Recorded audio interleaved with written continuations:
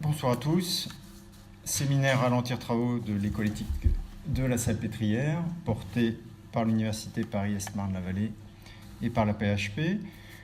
Nous présentons un mardi soir par mois à l'amphithéâtre La Personne de l'Hôtel-Dieu les travaux issus de notre école. Il y a des ouvrages d'étudiants qui ont fait le master avec nous, à l'espace Picpus, mais qui ont pu aussi continuer en thèse. Ce sera le cas pour notre prochain rendez-vous qui aura lieu mardi 3 avril, 18h-20h, ici à l'amphithéâtre La Personne, et où nous recevrons Anne Lécu pour son dernier livre, Le secret médical, vie et mort, aux éditions du Cerf. Nous pouvons donc présenter les travaux d'anciens étudiants, mais nous présentons également les travaux des enseignants. C'est le cas donc ce soir, puisque nous recevons notre collègue Corinne Pelluchon. Je n'hésite pas à dire que Corinne fait partie des philosophes importantes de notre époque, et sa renommée dépasse l'Hexagone, puisque son livre « Le manifeste animaliste » est déjà traduit dans plusieurs langues. En 2011, elle avait publié « Éléments pour une éthique de la vulnérabilité ». Et dans la toute fin du livre, les 4 dernières pages avant la conclusion, elle évoquait déjà la considération, concept étudié par Bernard de Clairvaux au XIIe siècle. Et il semblerait qu'elle ait eu un sentiment de trop peu, de 4 pages fort intéressantes, puisqu'elle nous revient avec un livre qui s'appelle maintenant « L'éthique de la considération ». Éthique de la considération, donc je disais que Corinne est une philosophe importante de notre époque. Non seulement elle écrit avec une grande clarté, mais elle ne se satisfait pas d'un système philosophique qui serait purement intellectuel. Elle a chevillé au corps l'idée de notre responsabilité par rapport à l'environnement et par rapport aux autres êtres de notre planète. Et cela l'amène à réfléchir à la difficulté du passage à l'acte entre la théorie et la pratique. On se rappelle que Aristote, dans l'Éthique à Nicomaque, avait baptisé du terme d'akrasia le fait d'être capable de voir le bien sans arriver à le réaliser. C'est une des difficultés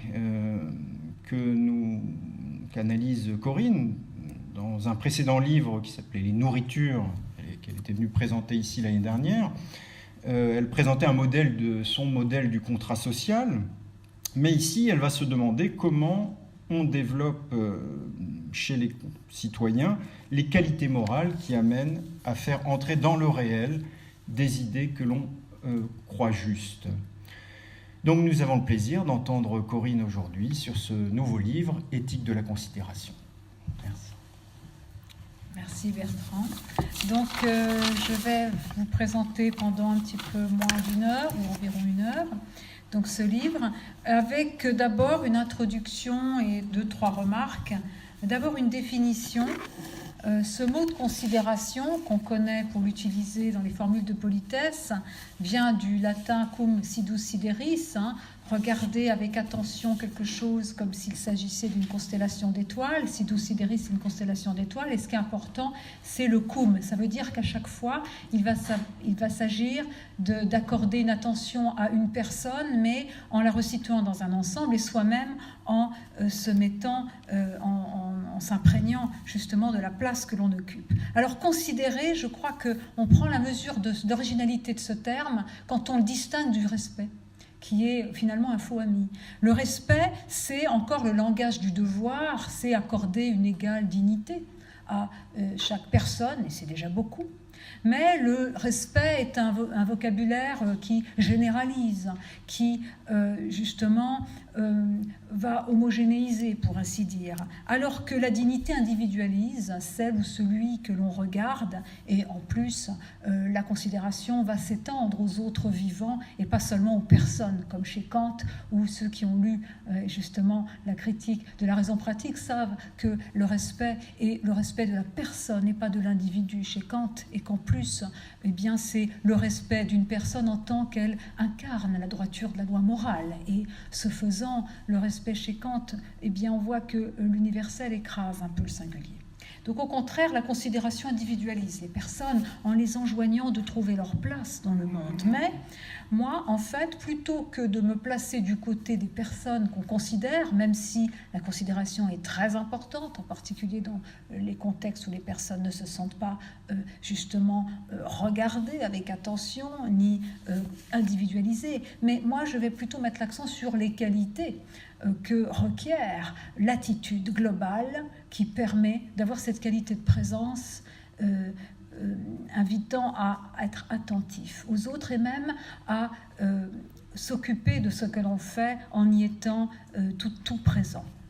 Et justement, je vais donc développer, c'est le sens de ce livre, une éthique des vertus, c'est-à-dire que justement, il s'agit ici de penser l'éthique comme transformation de soi.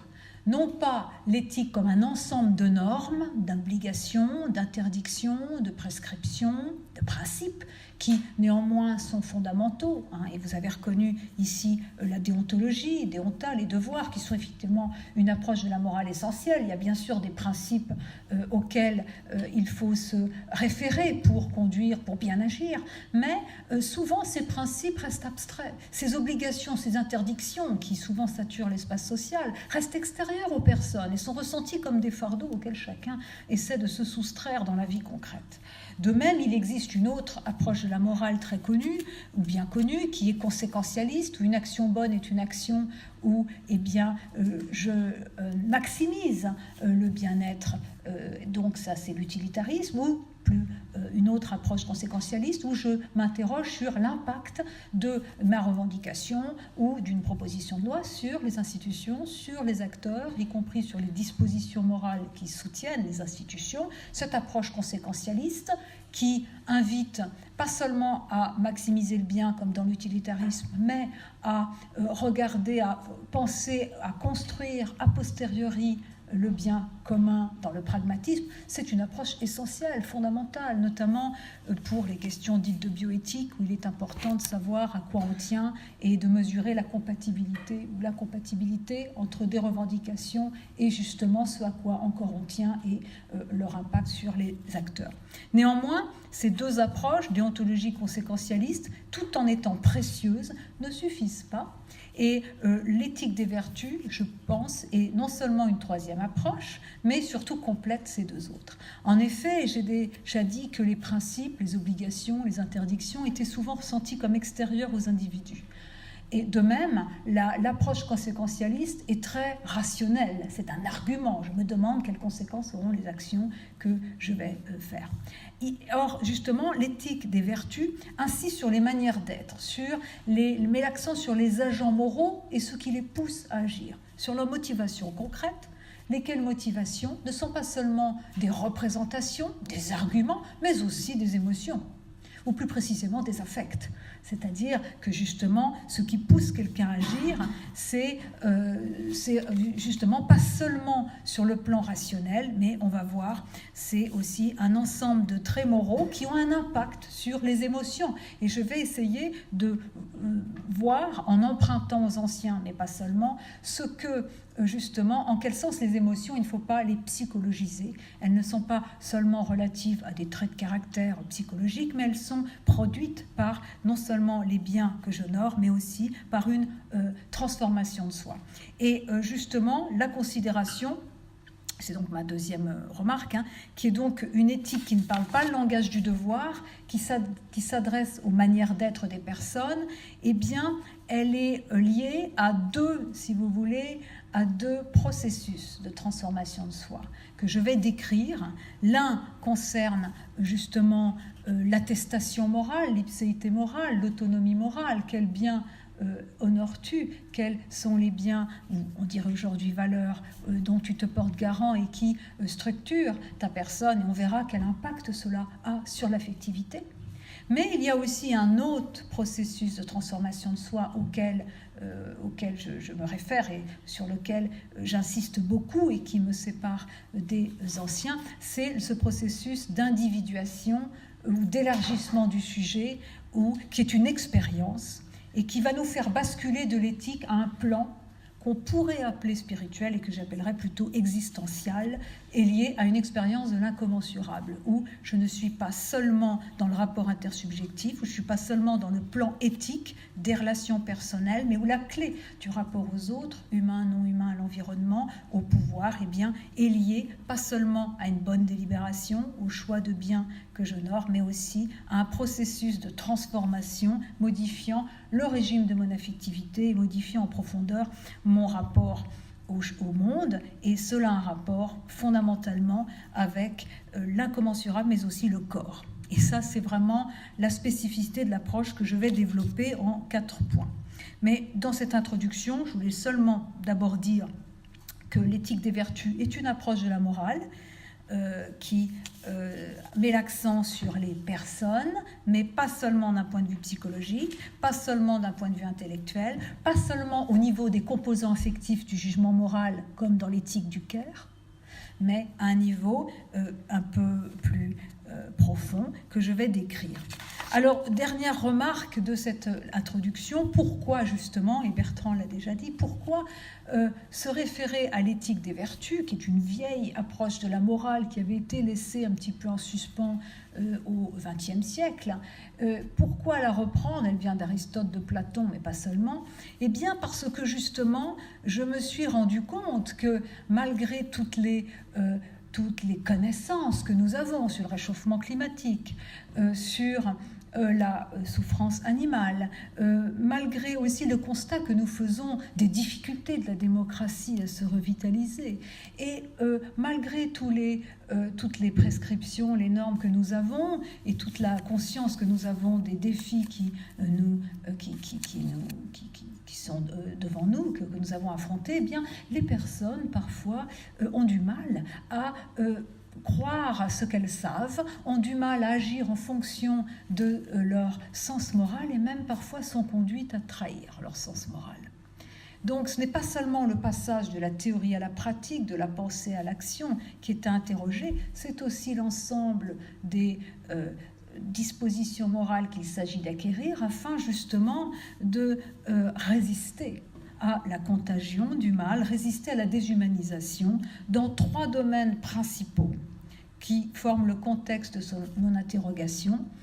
Le premier, c'est le réchauffement climatique, en tout cas la question environnementale, où effectivement tout le monde, je le disais, s'accorde à reconnaître qu'il y a un petit problème et qu'en plus nous allons atteindre des seuils de non-retour très vite sur le réchauffement climatique, hein, puisque le scénario le plus optimiste disait qu'on arriverait à baisser le réchauffement climatique à 2 degrés seulement, mais il semblerait que ce soit plutôt 3, avec des conséquences majeures au niveau de l'aggravation d'événements extrêmes, mais aussi des conséquences géopolitiques énormes qui s'ensuivent de cela. Et malgré ces connaissances documentées, avec un relatif consensus sur le phénomène, pas sur sa rapidité, son rythme, mais en tout cas sur le phénomène, eh bien, peu de personnes changent leur style de vie, réduisent leur empreinte écologique. Nous sommes encore dans le tout énergétique, hein, dans une énergie finalement pas si chère que ça, et nous consommons beaucoup. Les États finalement tardent également à faire entrer l'écologie au cœur du politique, même si on parle de climat, même si,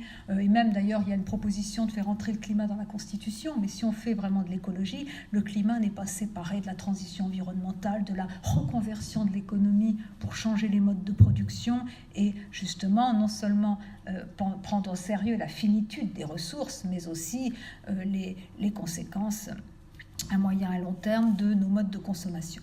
Pour la cause animale, c'est pareil. Après 45 ans de textes merveilleux, nous donnant absolument tous les critères pour baisser notre consommation de produits animaliers et modifier et revenir à des pratiques moins violentes envers les animaux, eh bien, rien ne change. Il y a énormément de pratiques, en particulier dans notre pays, extrêmement cruelles qui sont maintenues, notre pays étant en Europe un des plus en retard sur cette question. Je pourrais documenter cela. Et donc, malgré une entrée d'une question, la question animale, dans les débats, dans la société, puisque les gens quand même s'intéressent à cela, eh bien, il y a des stratégies psychologiques mises en place qui font que les individus minimisent les choses, feignent de ne pas voir ce qui se passe ou justement utilisent la raison, la ratiocination comme un argument pour justement fuir et souvent dissocient leur raison et leur émotion. Ayant du mal à traverser ces émotions négatives que sont la honte devant ce qu'on fait chaque jour à des animaux que nul ne saurait considérer comme des machines, à traverser également l'impuissance que les êtres ressentent devant la dégradation des écosystèmes et l'érosion de la biodiversité. Et au lieu de traverser ces émotions, et bien souvent, ils refoulent, ils dissocient leur raison et leur émotion, et cela les habitue à finalement ou être insensibles, ou du moins à tomber dans une sorte de routine qui n'en font pas des acteurs d'une transition environnementale ou d'une transition vers un autre modèle de développement, plus juste envers les humains et les non-humains. Enfin, le troisième domaine qui forme le contexte de cette interrogation, c'est la fragilité de la démocratie, laquelle n'est pas seulement un ensemble d'institutions, droit de vote, liberté d'expression, etc., laïcité, mais qui suppose de la part des individus d'être équipés psychiquement pour justement, comme dirait Rousseau, écouter la voix de la volonté générale qui est toujours là mais qui peut être muette. Et effectivement, je reprends cette énigme que Rousseau formule, qui est l'énigme du contrat social, le sien, mais le mien aussi, eh bien, il faudrait que les hommes fussent avant les lois ce qui ne peuvent être que par elles. Autrement dit, une fois qu'on a dégagé des normes du contrat social, eh bien, il faut que dans un régime fondé sur l'autonomie, sur le consentement, il faut que les individus aient le sens de l'obligation, c'est-à-dire intègrent dans leur intérêt propre, l'intérêt commun que Rousseau définit seulement comme étant la sécurité entre nous, la conciliation des libertés individuelles, puis la réduction des inégalités, mais que moi, j'avais déjà élargi à la protection de la biosphère, à la prise en compte des générations futures, des autres espèces, etc. Alors, comment donner aux individus le sens de cette obligation pour qu'ils aient du plaisir à faire le bien ? Et là, je reprends ce mot fort qui est au cœur de l'éthique des vertus et qui la distingue des autres approches de la morale, c'est que alors que chez Kant, vous avez un divorce entre le devoir et le bonheur, ça fait du mal de faire le bien, si je puis dire. Alors dans l'éthique des vertus, il y a une sorte d'alliance entre la vertu et le bonheur, qui n'est pas la satisfaction, qu'on appelle le démonisme. En tout cas, l'idée est de faire en sorte que les individus éprouvent le respect des autres vivants, des autres humains, comme une composante du respect d'eux-mêmes. Alors ça, justement, comment le faire ? Comment penser une éthique qui, justement, puisse équiper les êtres, à la fois pour leur permettre de ne pas trahir leur sens moral, ce qui, dans le contexte d'une organisation parfois managériale du travail, n'est pas si facile, puisque souvent ils désapprennent les conditions de la délibération et les conditions de l'ensemble de ces vertus civiques et civiles dont tout le monde s'accorde à reconnaître qu'elles sont essentielles et dans le travail et en politique. Et comment faire pour que justement, dans leur mode de vie, au quotidien, ici et maintenant, ils aient du plaisir à justement réduire leur consommation de produits animaliers, à consommer autrement, etc.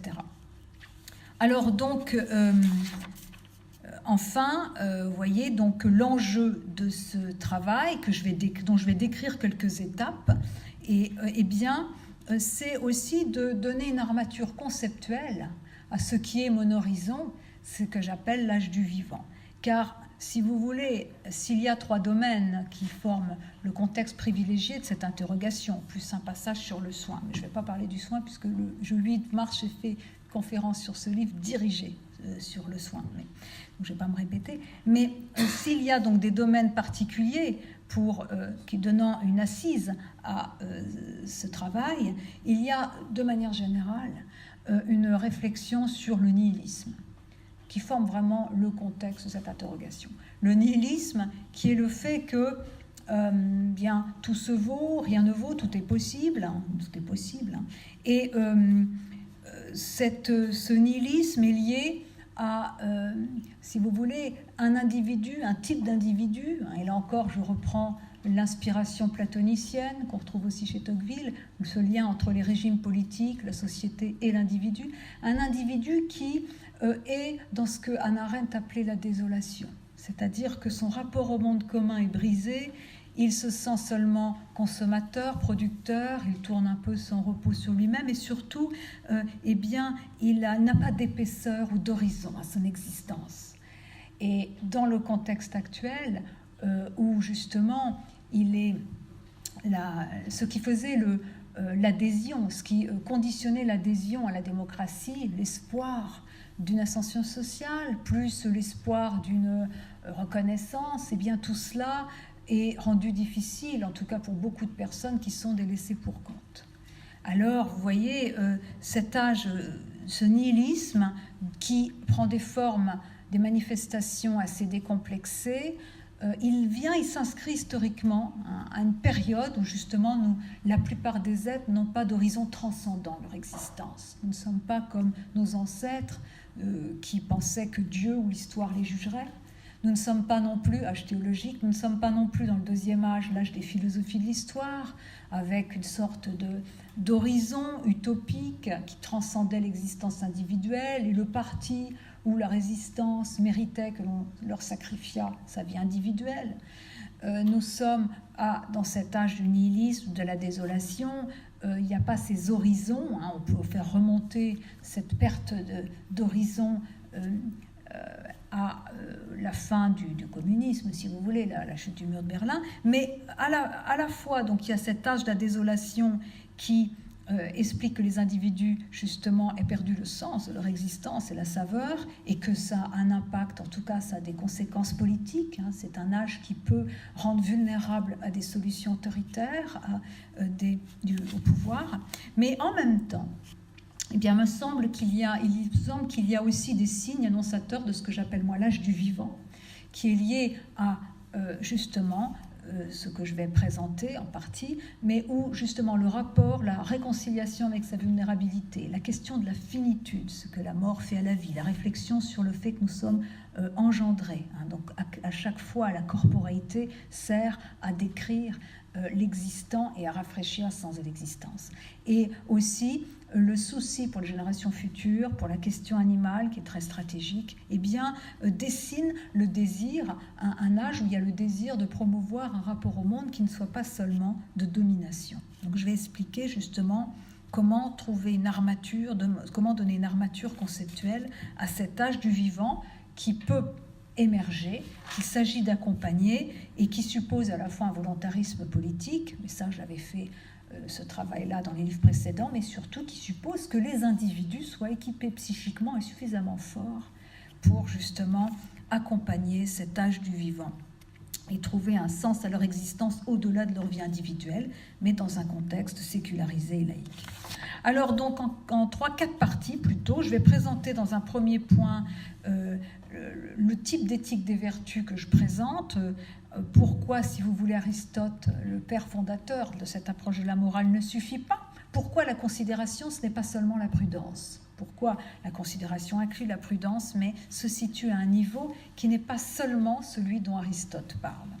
Et là, j'essaierai de vous dire quel est l'apport des chrétiens, en particulier de Bernard de Clairvaux, ce que je lui prends, puisque Bernard de Clairvaux, le moine cistercien, a écrit des lettres au pape, alors en exil, Eugène III, qui ont donné lieu à ce livre magnifique de la considération dont je m'inspire. Et je ferai entrer cette catégorie majeure de tout le livre, qui est la transdescendance, qui est une manière de parler justement d'un horizon transcendant mon existence, mais sans se référer à Dieu. Donc je prends Aristote, je ne prends pas tout, je prends Bernard de Clairvaux, mais pas tout. La deuxième partie, il s'agira de voir pourquoi la corporéité est centrale dans cette éthique des vertus. Parce que ça, c'est nouveau. Si vous prenez Aristote et Platon, Aristote parle du corps, bien sûr. Il parle du daimon aussi, de l'extériorité, de la géographie. Mais on fonde l'éthique des vertus sur une définition de la nature de l'homme, sur une essence de l'homme. Or, moi, je refuse ce naturalisme, je m'en explique au début, mais surtout, j'assois cette éthique des vertus sur une philosophie de la corporéité que j'avais déjà développée dans mes livres précédents, et dans justement cette expérience d'une transcendance dans l'immanence dont je parle, eh bien, le corps est également central. Et puis, troisième et quatrième partie, il s'agira justement de ce que serait une politique de la considération et pourquoi la catégorie de la naissance, mais aussi de la convivence, sont des catégories fortes pour penser une organisation du politique rendant possible justement cette émancipation des sujets et voir cet élargissement, cette transformation de soi qui est particulièrement importante à l'âge des défis technologiques, démocratiques, environnementaux. On finira par la question de savoir ce que serait une éducation morale qui justement prendrait en charge la dimension holistique du sujet, pas seulement rationnelle mais aussi affective et aussi au niveau des couches archaïques du vécu. Puisque là on est dans une rationalité qui prend en charge aussi ce qui est infrarationnel. Alors donc première partie, quelle éthique des vertus ? Le premier point, c'est pourquoi le grand Aristote ne suffit pas. Puisque en lisant l'éthique à Nicomaque, vous avez, comme moi, été fasciné par l'intérêt, l'importance de la vertu de prudence, du phronésis. Nous cherchons tous le phronimos, c'est-à-dire cet être qui est capable de viser le juste milieu entre l'excès et le défaut dans chaque circonstance, qui est capable de saisir le moment opportun, de savoir quand parler, que dire, qui a le sens de la mesure, et la vertu de prudence, qui est une vertu intellectuelle, une saisie de la vérité, mais dans l'ordre de la praxis, a une dimension centrale chez Aristote, puisqu'elle se retrouve aussi dans la modération, qui est la tempérance, le juste milieu dans ses appétits. Elle se trouve dans le courage, lequel est entre la témérité, où on ne voit pas le danger, on fonce, et la lâcheté, où on voit le danger, on n'y va pas. Elle est également importante dans la justice, qui est une des vertus cardinales classiques, et où on ne s'attribue pas plus qu'on ne mérite, et pareil pour les autres. Et elle est toujours fondamentale dans les autres vertus, 13 vertus morales, et chez lui. Donc, mais pourquoi justement donc la prudence n'est pas quelque chose d'instrumental, c'est une vertu intellectuelle, et dans le moyen, on présente la fin, dit saint Thomas. Mais il y a une énigme dans la pensée d'Aristote que soulève justement Bernard de Clairvaux au livre 1.8 de la Considération. Il dit, la prudence c'est magnifique, mais finalement on ne voit pas comment l'ensemble des vertus, 13 vertus morales chez Aristote, 5 vertus intellectuelles, tiennent ensemble de manière cohérente. Comment elles forment une belle unité, dit-il. Pourquoi ? Comment expliquer que l'individu vertueux le soit en toutes circonstances et qu'il soit à la fois tempérant, juste, courageux, prudent, magnanime, doux? Comment avoir cette éclosion de toutes les vertus morales, amorales, etc. Et puis de même, on ne sait pas trop comment on acquiert la prudence. Certes, Aristote dit on devient prudent en prenant du plaisir à faire des actions prudentes, d'accord, c'est justement l'idée le démonisme. De même, c'est pas un état passager, et de même, on se réfère à des modèles. C'est vrai, effectivement, comme chez Platon, il y a cette fameuse idée de la plasticité de l'âme, du fait que les modèles, comme les bonnes lois, finalement, nous constituent. Bon. Mais en plus, on ne sait pas comment une vertu intellectuelle peut devenir acte.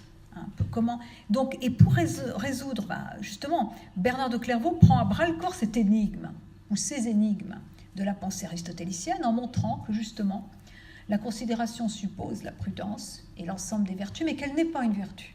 La considération n'est pas une vertu, mais l'attitude globale, sur laquelle se fondent toutes ces vertus, et elle est l'art de la mesure, elle est ce qui va permettre justement de tenir la mesure en toutes circonstances, de faire que la magnanimité, l'estime de soi ne se commue pas en présomption, que le courage ne se commue pas en témérité, etc. Et le cœur de l'argumentation de Bernard de Clairvaux, qui s'adresse à un pape, c'est-à-dire un homme qui a du pouvoir, qui peut donc en être tenté par l'abus de pouvoir et la domination, et ce mot domination se retrouve assez souvent dans ce livre de la Considération, eh bien, pour éviter la domination, la toute-puissance, eh bien, il faut Eh bien l'humilité. Il faut d'abord l'humilité qui elle-même n'est pas une vertu, mais qui est ce qui prépare le terrain, ce qui nettoie l'esprit, ce qui justement fait qu'on va considérer non pas seulement ses failles, sa faillibilité, mais aussi l'opacité que nous avons avec nous-mêmes, et en particulier une opacité venant du corps, de l'argile dont nous sommes faits. L'humilité qui vient d'humus, terre, est rapportée chez Bernard de Clairvaux au rappel de sa condition engendrée. « Souviens-toi, dit-il à Bernard de Clairvaux, que tu es né d'une femme, c'est-à-dire que avant d'être celui qui exerce tel ou tel pouvoir, qui a une identité sociale, eh bien, tu étais comme les autres et tu as cette condition charnelle et en plus, tu dois la vie à un autre. » Donc l'humilité comme méthode faisant que, à la différence des anciens, pour lesquels les vertus, une fois acquises, pas tout de suite, mais au bout d'un certain temps, le demeurent tout le temps, eh bien, l'humilité souligne le fait que la vertu, on ne l'a pas tout le temps. Hein. Il faut remettre le travail sur le métier. Plus profondément, elle est donc rapportée aussi dans le livre de Bernard de Clairvaux, un autre sur les degrés d'humilité et de l'orgueil qu'on avait étudié. Elle est rapportée aussi au fait de lutter contre un des obstacles majeurs à la considération, qui est l'attitude globale que je vais préciser, permettant l'éclosion des vertus, cet obstacle majeur étant justement l'orgueil. Donc l'humilité, mais l'humilité, elle est liée vraiment au rappel de sa condition charnelle, donc le rappel de sa dépendance, mais plus précisément, ce qui distingue la considération des vertus classiques des anciens, d'Aristote et de Platon, c'est que la considération est liée au rapport à l'incommensurable. Il y a 3 espèces de considération, écrit Clairvaux dans le livre 5 de ce livre éponyme. La première, c'est le rapport aux autres, politique et économique. C'est l'administration des biens de la maison, le rapport à autrui, la vie économique, la vie de famille, la vie professionnelle. Bon, ce qu'il appelle la considération dispensative. Effectivement, l'éthique se situe là, dans nos rapports à autrui, dans le rapport aux passions, aux appétits, au pouvoir. Bon. Et puis il dit, il y a une deuxième espèce de considération, et là déjà on sort d'Aristote, c'est la considération estimative, qui suppose, si vous voulez, un discernement intérieur, très proche de ce qu'on a chez Ignace de Loyola. C'est-à-dire que là, on n'est pas seulement dans la pesée des affects ou dans la recherche du juste milieu ou de la mesure entre le défaut et l'excès, on est là dans une attitude où la considération commence par soi. La clé du rapport à autrui, c'est un rapport à soi, et on va voir par un rapport à l'incommensurable, mais c'est d'abord prendre la mesure de ma place dans le monde. Et vous comprenez que l'humilité intervient ici, dans cette considération estimative, où justement, pour avoir un regard attentif à autrui, et pour garder ma place et la tenir, pour garder la mesure et la tenir en toutes circonstances, il faut connaître sa place comme être fragile, mortel, qui ne sait pas donner l'existence à lui-même, qui doit la vie aux autres et qui a une sorte d'égalité essentielle avec les autres liée à cette condition charnelle. Alors, la considération contemplative est la 3e sorte de considération. Alors, ce ne sont pas des plans d'existence différents, comme si la politique était séparée du rapport à soi et du rapport au spirituel, mais elles sont ensemble. Mais la 3e espèce de considération, c'est le rapport personnel à la transcendance. Évidemment, Bernard de Clairvaux, moine cistercien, rapporte cela à Dieu. Pour lui, seul le rapport personnel à Dieu, à la transcendance, permet de savoir quelle est ma place dans le monde, de tenir ma mesure, de mépriser les honneurs dans les honneurs mêmes, de ne pas prendre le pouvoir, mais de me conduire justement comme un serviteur ou un fermier qui va prendre soin des fruits qui lui ont été confiés. Je le cite presque littéralement. Mais alors moi, justement, je reprends cette structure, c'est-à-dire que le plan, si vous voulez, permettant le rapport à soi, n'est pas seulement un rapport aux autres, mais un rapport à soi et aux autres par l'expérience de l'incommensurable, mais je vais remplacer, si j'ose dire, le Dieu par le monde commun. je vais remplacer la transcendance, ou plutôt la transascendance, c'est-à-dire le mouvement de bas en haut vers un être qui me dépasse, ça c'est la transascendance, je vais la remplacer par la transdescendance. C'est un terme que je reprends à Jean Wahl, qui avait également inspiré Lévinas, mais je lui donne un contenu un tout petit peu différent.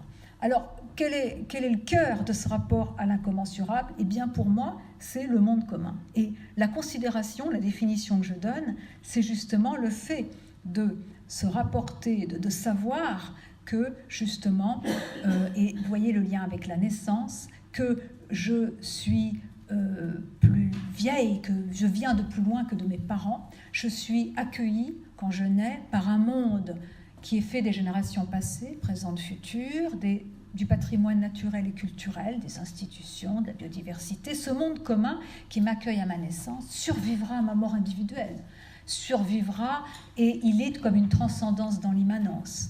Et la considération, c'est savoir par l'expérience ou par l'approfondissement de la connaissance de moi comme être charnel et engendré que justement, j'appartiens à un monde commun qui me dépasse. Donc la considération, c'est une expérience, c'est une attitude globale liée à une expérience où l'approfondissement de la connaissance de moi comme être charnel et engendré, et j'en décrirai tout à l'heure les étapes, eh bien, fait que la conscience d'appartenir à un monde plus vieux que moi et qui vivra après moi, une descendance, eh bien, n'est pas seulement abstraite ou intellectuelle, mais cette conscience d'appartenir à un monde commun devient une évidence qui change mon rapport au monde, à moi, aux autres vivants, etc. Donc, il y a vraiment l'idée que la considération, c'est une attitude globale, et je vais rattacher, vous voyez, où justement la présence à moi qui est liée à la considération comme à la prudence. La prudence, c'est une présence à soi de qualité, attentive, où justement je m'appuie sur ce que j'ai fait avant et j'anticipe l'avenir. La prudence, si on la prend au sens fort chez Aristote, est un existential. C'est une configuration du temps qui me permet justement d'agir bien. Vous voyez que ce n'est pas seulement ce qu'on appelle la morale, des principes, ce n'est pas seulement psychologique. Mais pour Bernard de Clairvaux, la considération suppose la prudence, car cette manière de configurer le temps, en prenant la mesure de sa place dans le monde et en ayant comme horizon de ses actes et de ses pensées le monde commun, le désir de transmettre un monde habitable, eh bien c'est quelque chose qui change complètement ma manière d'être avec le monde et avec les autres. Et cela, si vous voulez, va beaucoup plus loin que ce qu'on trouve chez Platon, Aristote, où on a, si vous voulez, le fait que l'ensemble des vertus qu'ils décrivent suppose, c'est vrai, d'honorer les vrais biens. Chez Aristote comme chez Platon, le souci de soi n'est pas l'horizon de la vertu. Ce souci de soi est quand même lié à un souci de la vérité et de la justice, livre 5 des lois de Platon, qui justement font que l'amour de la vérité et de la justice vont modifier mes affects. Et Platon le décrit très bien. Tant dans le livre 8 de la République que dans le livre 5 des lois, il dit « Quelqu'un qui aime l'argent et les honneurs, il va toujours trouver que les autres en ont trop et lui pas assez. Il sera toujours dans une dynamique qui fera qu'il ressentira de l'envie, du ressentiment, il ne sera jamais satisfait, et alors que l'amour de la vérité et de la justice fait qu'on n'est pas jaloux des autres, mais au contraire, on a envie que ces biens-là soient partagés par le plus grand nombre. Donc on a déjà, chez les anciens, et aussi chez Descartes, on a déjà, si vous voulez, cette idée que le choix des biens que l'on honore structure autrement la psychologie, qui n'est donc pas seulement un ensemble d'états passagers, qui est vraiment une structuration psychologique, ce qu'on appelait un caractère chez les Grecs. C'est lié donc au choix du bien. Mais moi, j'ajoute, avec l'idée d'une expérience de l'incommensurable, où le corps, vous allez le voir, va beaucoup intervenir, et peut-être même certaines expériences négatives, où je suis confrontée à, justement, dans le sentir, aux limites de mon pouvoir, mais aussi à ce que j'ai en rapport, en commun avec les autres vivants, humains et non humains, la vulnérabilité, eh bien, l'expérience que je vais décrire, et ce que j'appelle transdescendance, eh bien, fait que l'assise, mon rapport à autrui, mon rapport aux autres humains et non humains, l'environnement, le fait que je ne désire pas dominer et que justement le bien des autres est une composante de mon bien propre, eh bien c'est lié à justement cette restructuration. Et on pourrait dire ici qu'on n'est plus dans le seul plan de l'éthique, mais on est dans un plan qu'on pourrait appeler spirituel, sauf que souvent le spirituel est lié à un peu du syncrétisme religieux, etc. Mais en tout cas, on est dans le plan existentiel, on dira alors. Alors, donc c'est le deuxième point. Pourquoi la transdescendance est-elle liée à la corporéité ? Pourquoi la corporéité importe-t-elle autant dans la considération ? Alors, eh bien, justement parce que, et évidemment, je vais pas résumer le livre, mais il y a vraiment, dans l'expérience du corps, le rapport au sentir, c'est-à-dire au sentir dans sa dimension pathique, dans sa dimension même archaïque, où, de même que la conscience que j'ai d'appartenir à un monde plus vieux que moi, qui donne un horizon à mon existence, une épaisseur à mon existence, eh bien, n'est plus seulement abstraite, mais devient quelque chose qui change le régime de mon affectivité. Et bien, de même, la conscience que j'ai d'avoir en commun une vulnérabilité avec les autres vivants devient quelque chose, une évidence qui, justement, fait que l'admiration que je peux porter à d'autres vivants ne se commue pas en désir de les encager, de les dominer. Vous voyez que les anciennes, par exemple, passions, la passion primitive de l'admiration, dont Descartes faisait vraiment l'éloge dans le traité des passions, quand elle n'est pas soutenue par une attitude globale, où vraiment je ressens de l'intérieur le lien profond qui m'unit aux autres vivants, elle peut être, elle aussi, fatale aux êtres que j'admire. Elle peut me conduire à vouloir les avoir à disposition sous mon regard, et justement en particulier quand ils sont charismatiques et puissants. C'est le malheur des éléphants, des tigres, etc., qui sont encagés dans nos cirques et nos zoos. Mais donc il y a vraiment, et le corps, vous voyez, le corps dans les expériences où justement je traverse des émotions négatives qui ne sont pas seulement liées à la passivité, mais où dans le pâtir, il y a aussi une dynamique, où c'est aussi dans la souffrance, dans la douleur, dans la dépression, l'ipséité qui est en jeu, les biens auxquels je tiens, c'est quand même encore moi qui dois me réparer et qui doit dans ce processus-là, eh bien, il y a aussi toute une traversée permettant justement à la fois de dessiner des contours à sa subjectivité, voire au bien dont on se porte garant, donc l'ipséité morale, mais aussi une descente à l'intérieur de soi qui élargit le sujet. Et ceux qui ont lu Spinoza se rappellent qu'au livre 5 de l'éthique, il y a vraiment une réflexion sur l'élargissement du sujet, qui n'est pas une fusion mystique avec le tout, qui fait que l'individu, peu à peu, évidemment, après une sorte d'hygiène mentale le débarrassant de ses passions tristes, et donc liée à l'attestation au choix de certains biens, à certaines connaissances, mais après cela, l'individu élargit le centre de ses intérêts, et que justement naissent justement la joie, qui n'est pas un plaisir partiel, naît la gratitude et le désir de transmettre un monde justement habitable, quand justement l'individu ne fait pas que se penser à l'intérieur du tout, mais se ressent comme appartenant à une communauté plus large que la sienne. Et donc ne se voit plus, ne se pense plus, ne se perçoit plus comme un empire dans un empire. Et donc ce processus qui demande du temps d'élargissement du sujet, qui intègre d'autres intérêts que les siens propres, et où la connaissance a un impact sur l'affectivité, où la connaissance est déjà d'une certaine manière amour, ce qu'elle est chez Descartes comme chez Spinoza, eh bien ça change le régime de l'affectivité. Disparaissent certaines passions tristes et naissent d'autres désirs, d'autres qui intensifient l'existence, et ce qui ne veut pas dire qu'ils la rendent facile.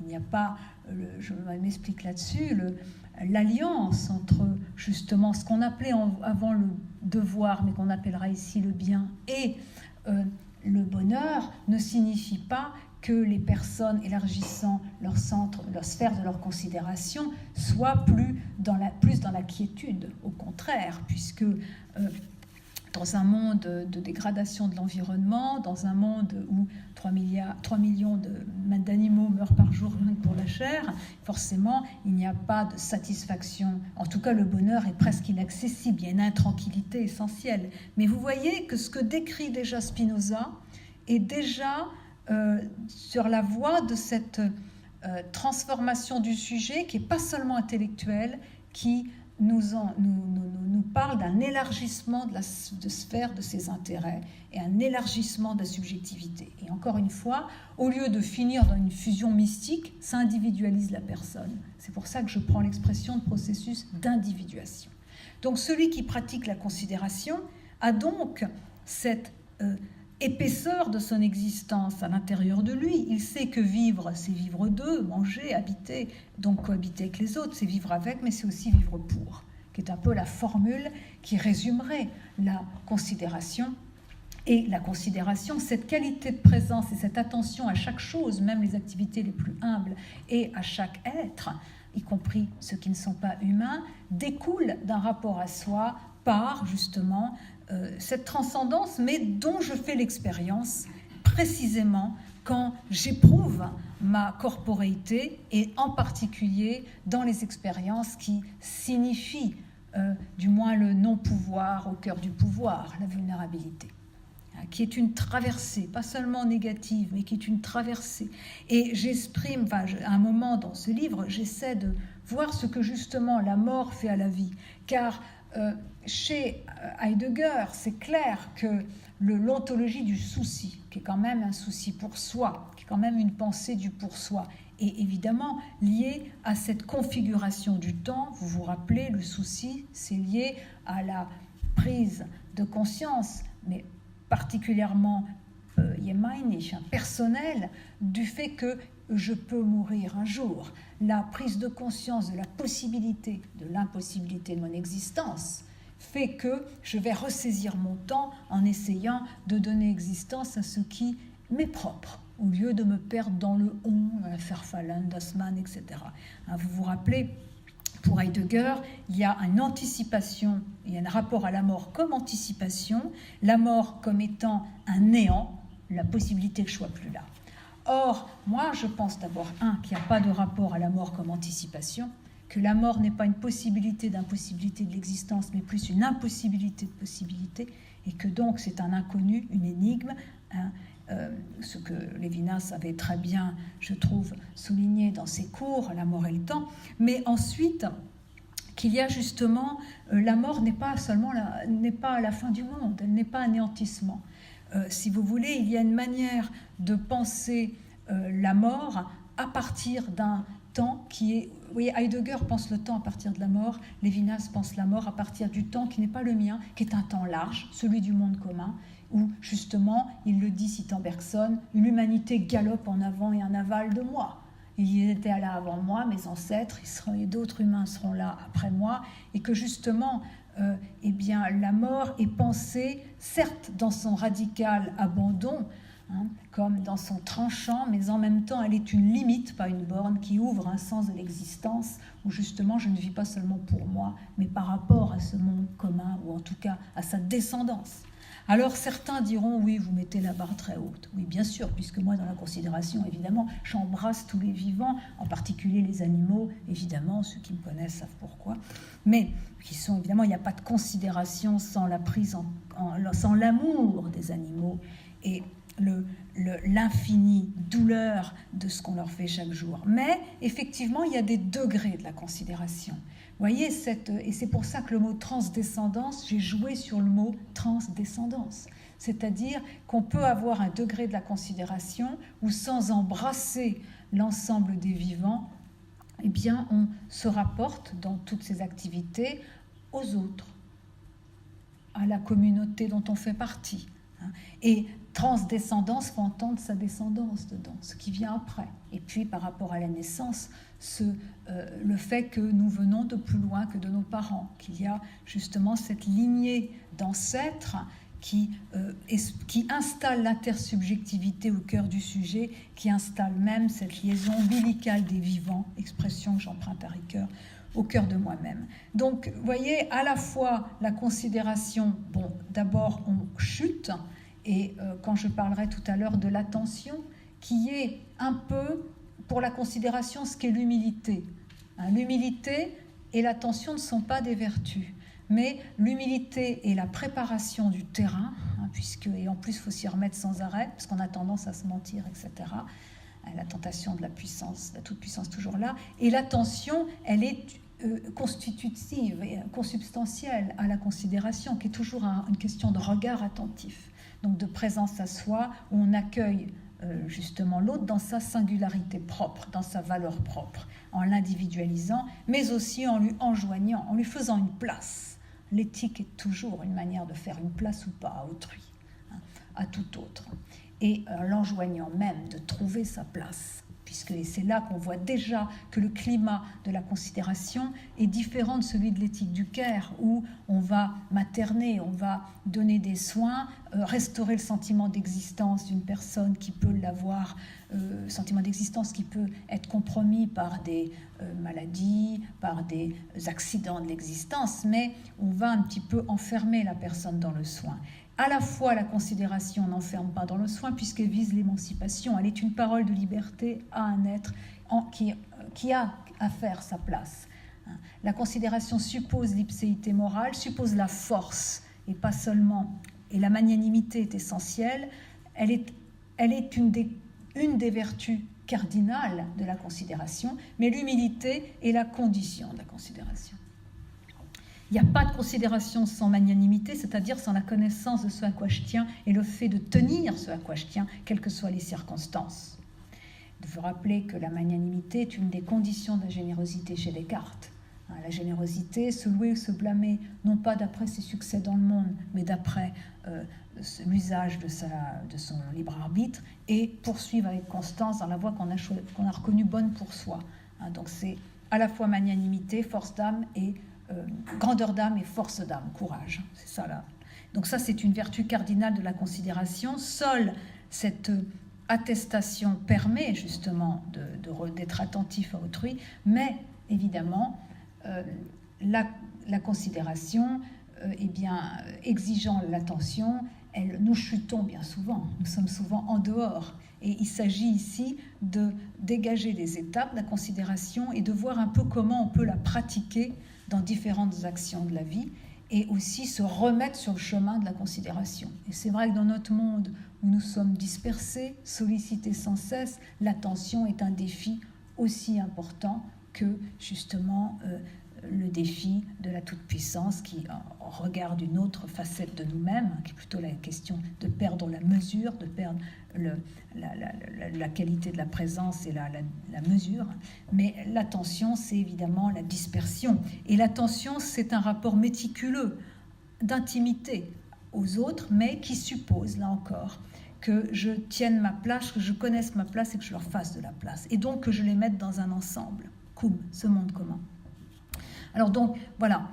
Mais ce qui est intéressant dans la transdescendance, c'est un mouvement de descente dans les profondeurs de soi qui, justement, va faire que la personne se connaît pas seulement au niveau de la rationalité, de ses représentations, de leur impact sur ses émotions, mais aussi se connaît dans des expériences qui touchent des couches archaïques du vécu, comme justement tout ce qui est très sensible, les expériences de la douleur, mais aussi tout le rapport aux animaux qui travaillent les représentations archaïques, primitives, là où les êtres se réparent ou pas. Et là où les êtres éprouvent quelque chose qui les relie profondément aux autres, en deçà des identifications logiques et réflexives qu'ils ont. Et vous vous rappelez la définition par Lévi-Strauss de la pitié.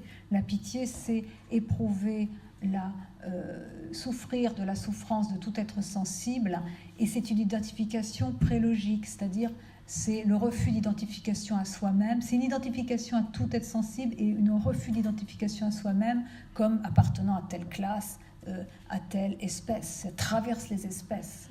Donc il y a dans la considération, où on ne s'oublie jamais, quand même cette manière-là de traverser toutes les frontières tracées, souvent de manière arbitraire, entre moi et autrui, entre les genres, entre les classes, entre les espèces. Mais on se retrouve quand même, ce n'est pas une pensée holiste ou du tout, voyez, où on arriverait à se dissoudrer. C'est pour ça que la considération, qui suppose justement un être attentif dans la présence à soi, qui se connaît, qui a sa place dans le monde, et chacun là, est importante. Alors, troisième partie, je vais mettre la troisième et la quatrième ensemble.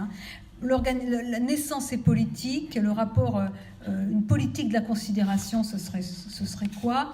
Eh bien, effectivement, vous voyez que la naissance, comme chez Hannah Arendt, est une catégorie essentielle.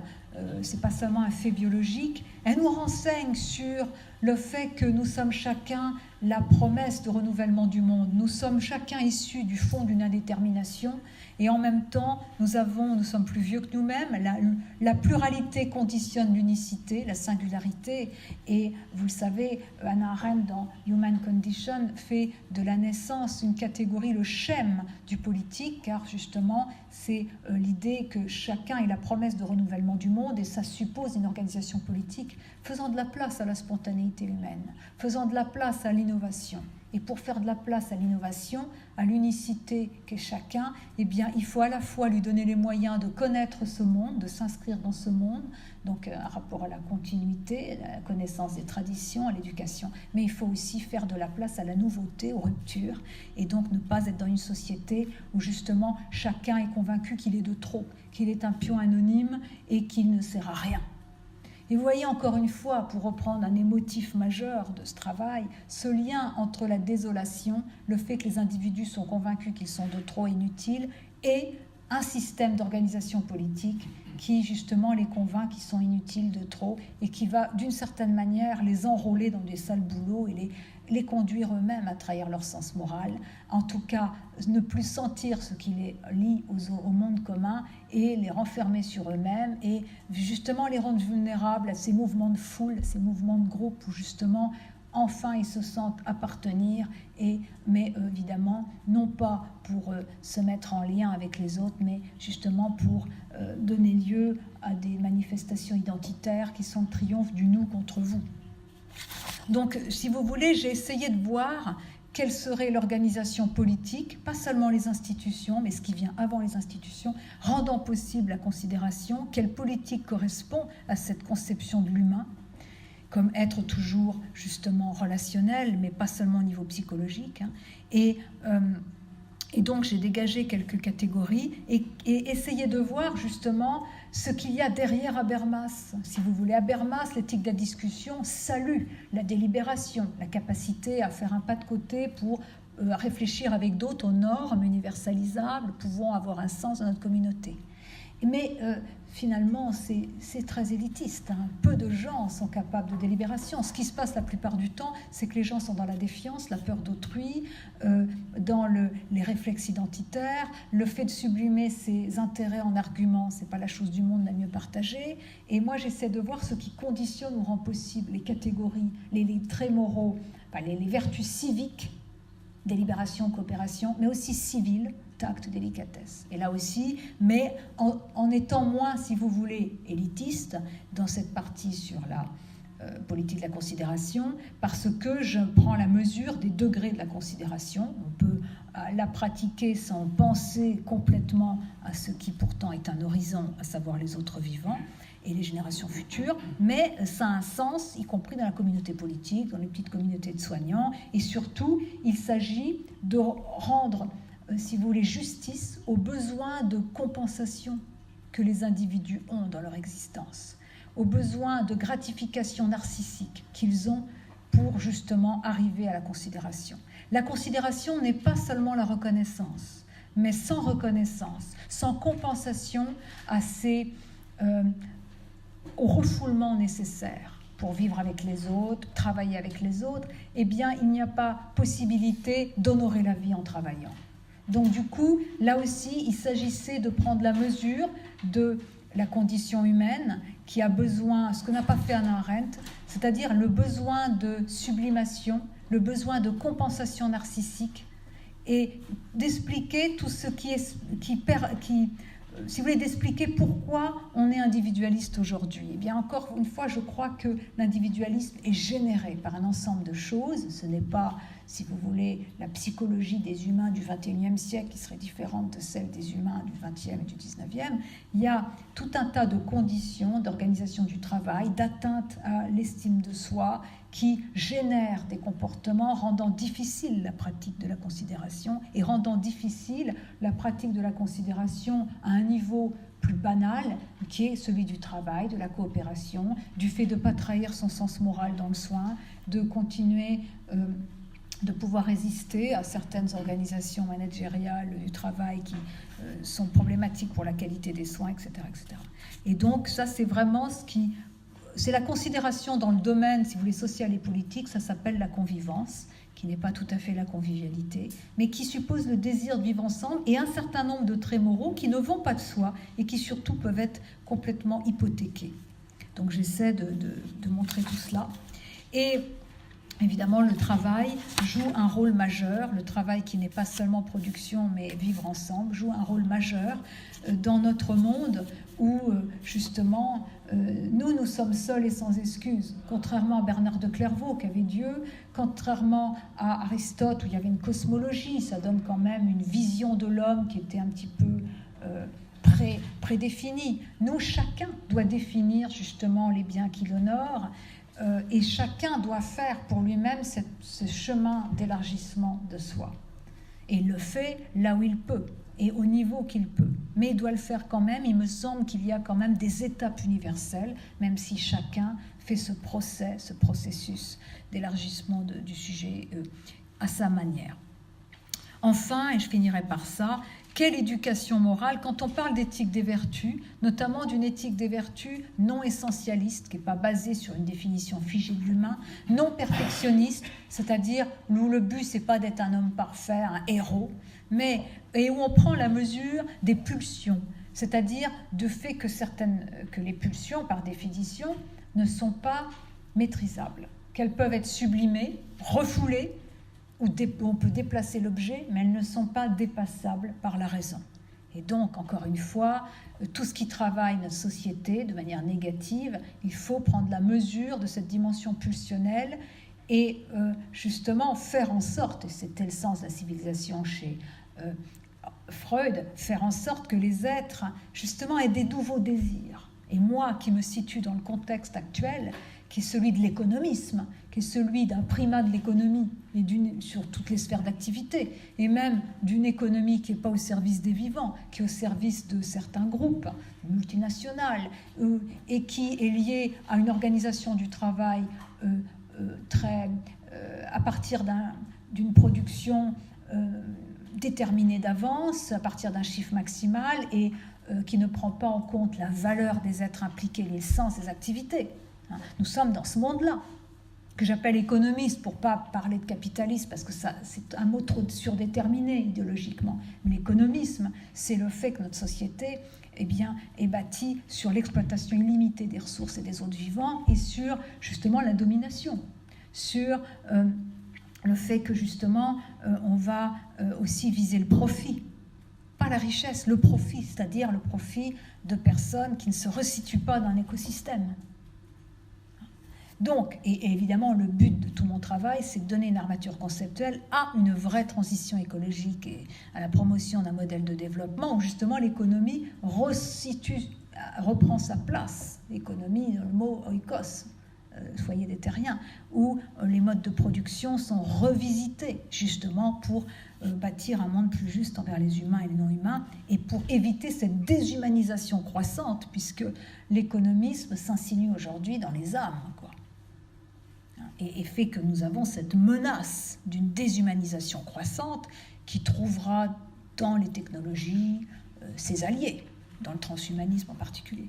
Alors, quelle éducation morale pourrait équiper les êtres pour en faire des êtres assez forts qui accèdent à leurs désirs, qui est une vraie autonomie, vous voyez, attestation morale, ipséité morale, et qui est des désirs aussi qui ne soient pas ceux de l'homo economicus, qui ne soient pas ceux, par exemple, des désirs formatés par le marché, avoir une grande voiture, avoir des biens que les autres ne peuvent pas avoir, ce qui est vraiment l'anthropologie derrière le capitalisme.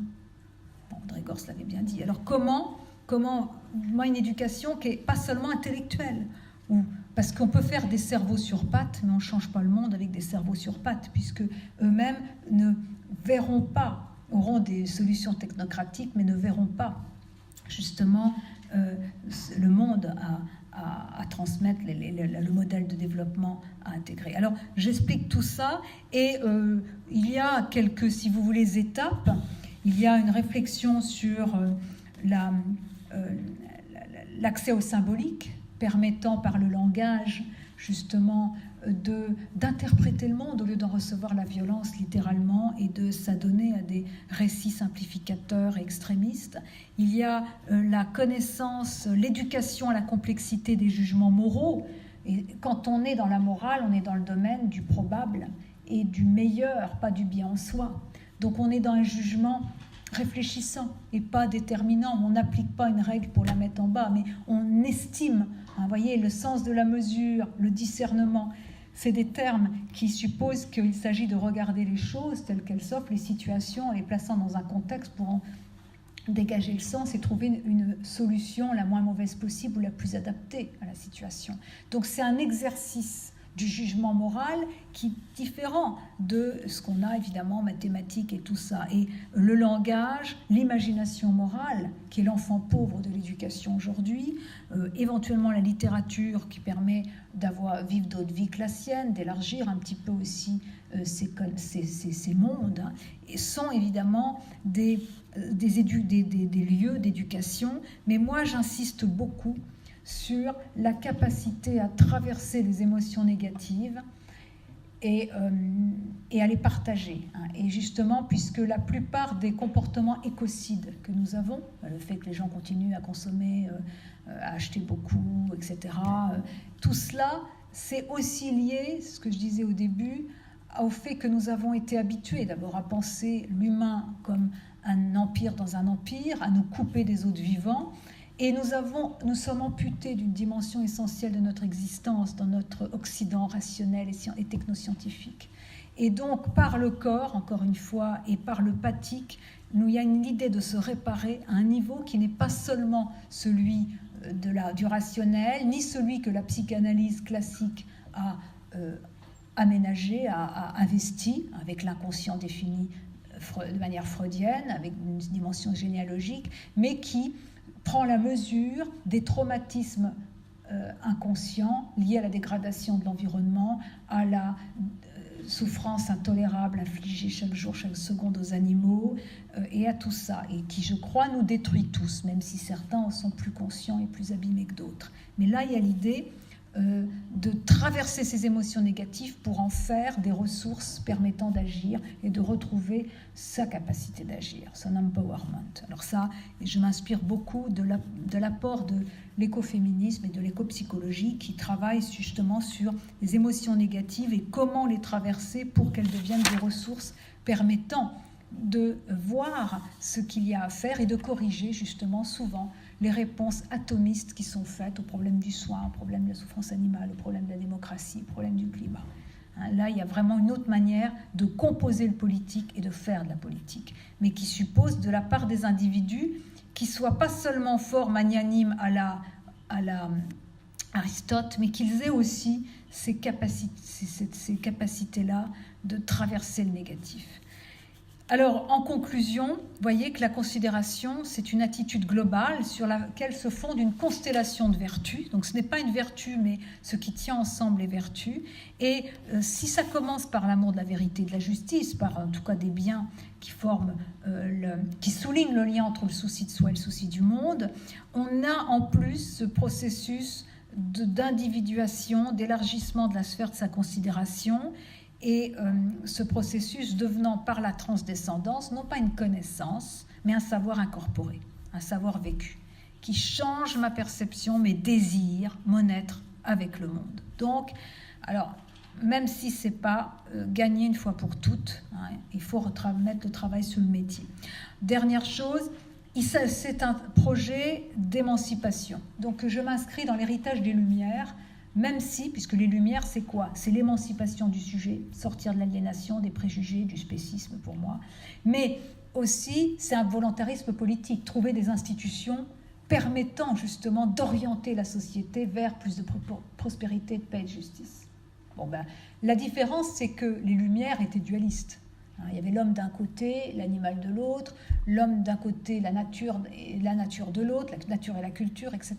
Moi, par ce travail sur la phénoménologie de la corporéité de mes derniers livres, et puis ici, et par le fait que la nature n'est pas un simple fondement, mais une condition de mon existence, et que les animaux, évidemment, même si nous sommes différents, nous avons un lien très fort, eh bien, c'est une pensée non dualiste, et donc il y a une conception très différente. Mais l'esprit des Lumières, l'émancipation du sujet, le volontarisme politique, sont vraiment la liberté, quoi, et sont vraiment conservés, et aussi cette idée, cet idéal universaliste, même si c'est un universalisme en contexte et que j'espère non hégémonique. Donc je m'en explique. Alors, donc, l'emblème de la considération, je l'ai déjà un peu suggéré, c'est le nourrisson, qui justement naît, est plus vieux que ses parents, est le fruit d'une indétermination, d'une contingence, mais est unique, est appelé à renouveler le monde. Le fait de le tenir dans les bras, c'est aussi se rappeler que soi-même on a été, cette promesse de renouvellement du monde, et l'avons-nous tenue. Mais son petit frère, c'est David, David contre Goliath. Vous savez, David de la Bible, ce gringalet qui va quand même abattre Goliath avec la fronde. Et David aussi, magnifiquement représenté par Michel-Ange dans cette statue qui a toujours été pour moi admirable, parce que vous savez qu'au départ, le marbre était vraiment atroce, difficile, plein de rayures, trop petit, et il a fallu le désir, l'acharnement, le volontarisme de Michel-Ange pour faire de ce marbre qui avait été abandonné par plein d'artistes ce joyau d'un David en plus très musclé, qui défie Goliath, qui pour moi est l'économisme. Donc, voilà. Donc l'idée, c'était, alors que dans mes anciens livres, j'avais développé une phénoménologie du corps avec le volet vulnérabilité et le volet vivre d'eux, nourriture, plaisir, que j'avais dessus construit une théorie politique en plusieurs chapitres, avec un contrat social, avec des piliers dessinant d'autres finalités du politique que celles qui existent dans le libéralisme politique, donner aussi les conditions pour tenir ça au niveau institutionnel. Je pense de plus en plus aujourd'hui, d'abord il manquait d'équiper l'individu pour rendre possible ce projet, mais je pense de plus en plus aujourd'hui que les pouvoirs politiques étant aveugles à un certain nombre de choses, en particulier la cause animale, mais pas que, ne comprenant pas que nous devons changer le modèle de développement, nous mettre sur une trajectoire de reconversion de l'économie, de réorganisation du travail en fonction de la valeur des êtres et des activités impliquées, eh bien, je crois que tout repose sur la capacité des êtres à résister, à créer des poches de résistance et à peser de manière sage, comme disait le pape, sur les gouvernants. Et que sans cette manière d'équiper les individus, vous pourrez avoir toutes les lois que vous voulez, même en bioéthique, pour en faire des lois sages ou pas sages, GPA ou pas GPA, transhumanisme ou pas transhumanisme. Quelles que soient les lois, si on ne sait pas à quoi on tient, et on ne mesure pas la compatibilité et l'incompatibilité entre certaines revendications et ce à quoi on tient, ça ne marchera pas. 2, s'il n'y a pas des individus qui ont d'autres désirs que celui de la toute-puissance et de la domination, même les lois sages, de toute façon, conduiront à un monde déshumanisé et à une simplification de l'humain. Voilà. Donc, je m'arrêterai là. Surveiller le lien entre, en fait, la description d'un projet qui est quand même celui de Nouvelles Lumières, dans un contexte différent de celui des Lumières, mais quand même avec ce désir d'émancipation et cette alliance entre l'universel et le singulier qui était quand même un des maîtres mots au XVIIIe siècle, les Lumières. Merci.